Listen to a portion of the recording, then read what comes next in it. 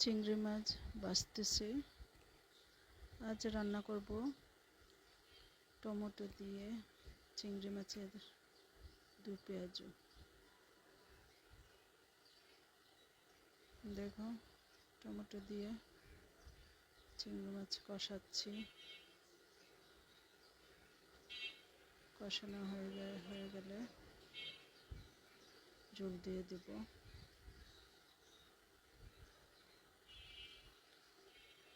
আমার বাসায় চিংড়ি মাছটাই বেশি চলে, কারণ বাচ্চারা চিংড়ি মাছ পছন্দ করে।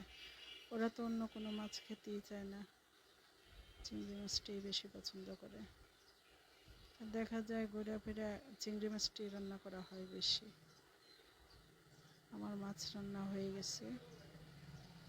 দেখো কেমন হলো টমেটো দিয়ে চিংড়ি মাছের দু পেঁয়াজু।